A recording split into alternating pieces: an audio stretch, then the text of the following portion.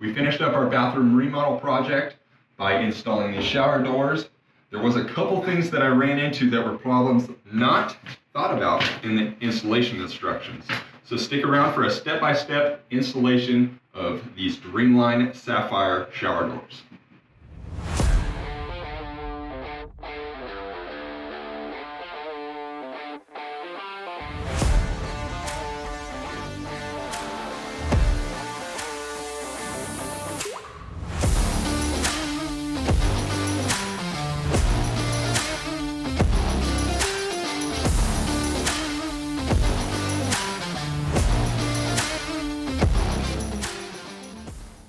The first thing I like to do in these types of projects is pull everything apart, look on the parts list, and then make sure that everything has been included in the box.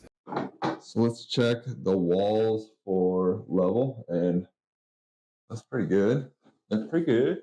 The next step would be to take measurements of the bottom guide track and the top rail. This would be measurements from one side to the other, and make sure you account for the material thickness of the vertical rails for the top and the bottom. I did end up double cutting this just because I wasn't really trusting the directions on how much to cut off. The top rail you had to cut off 9/16, and I really didn't want to come up short, so I ended up cutting it a little longer and having to double cut it later, but I've figured better safe than sorry. You can always cut it twice, you can't put it back on. So when it comes to remodel specifically, you want to make sure when reinstalling a shower door, you're going to want to take off all of the old silicone.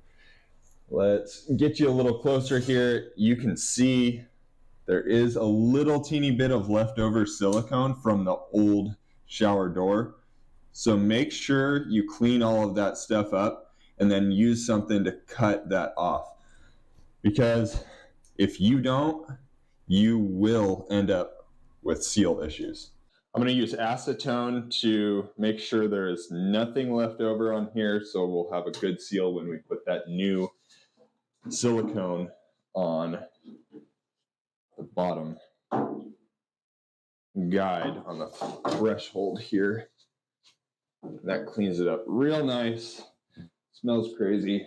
Now that that is finished up, it's all clean, ready for silicone to go in. Let's dry fit. Make sure all of our pieces will go on and fit. This model requires a 3-inch flat surface right here for our slide and all that stuff to go on. We don't quite have 3 inches, but we'll make it work. Make sure you get enough silicone on the underside of this track to where it seals up nice and tight. This is going to catch any of the water that runs off of the glass, so you don't have anything coming to the outside of the tub. Put some tape down, hold it in place, and you're set for the next step. Now I've taken the liberty to mark the center line on here. I did offset it by 1 inch because this is a 2-inch wide piece. So setting that on there, it gives me an edge to go from. Also, I am not going to drill a hole into the cast iron tub. I am going to use a construction adhesive and I'll glue it down. This is because drilling into this is going to be tough in the first place, and 2, I don't want to permanently put a hole into this cast iron tub. This is from a previous project. It didn't get sealed off, so I got down to the ooey gooey center here, and now I'm going to put a couple little dabs on here. And I'll stick this guy on there for freaking good. So now we'll take our level and put our side track up. And I use a dry erase marker to mark the edge here. All right, so now comes the part where I have to drill holes in my brand new tile. Doing this uses a specialty bit for going through tile. You'll do this at a low speed. Settings are right here on the back.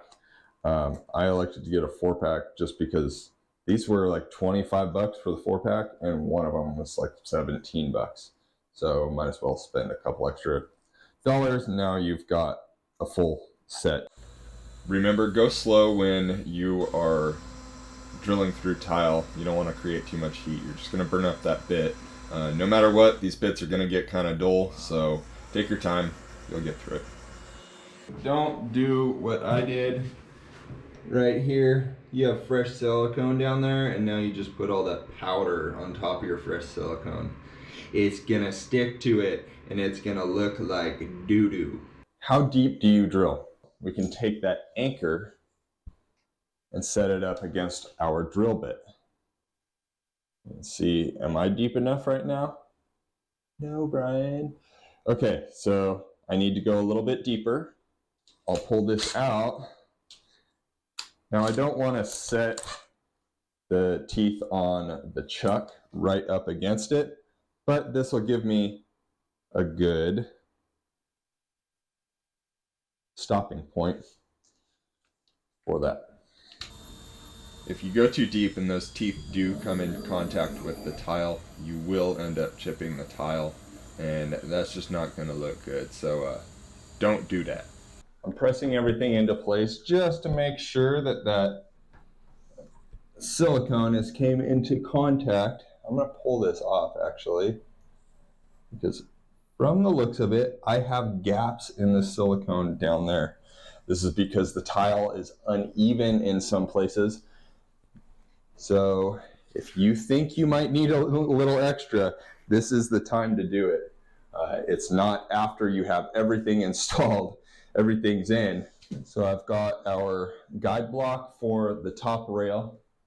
It's going to go into the 2 holes right here. And then I'll put the screw through there. And the top rail then goes along there.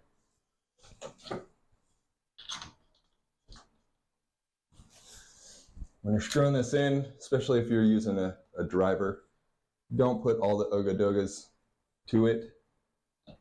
Only a little bit of ogadogas. Once the guide blocks are in both sides, you can then put the set screw with the top plate on the rail and then hang your glass. Be careful when hanging your glass. I know this goes without saying, but glass is kind of fragile. This is tempered glass, so it's not as fragile, but still, if you chip a corner or hit it on anything, you do run the risk of breaking the glass. I'll hang the towel hangers. These are towel hangers, not handles. It does specify in the instructions, do not lift the glass by the towel hangers.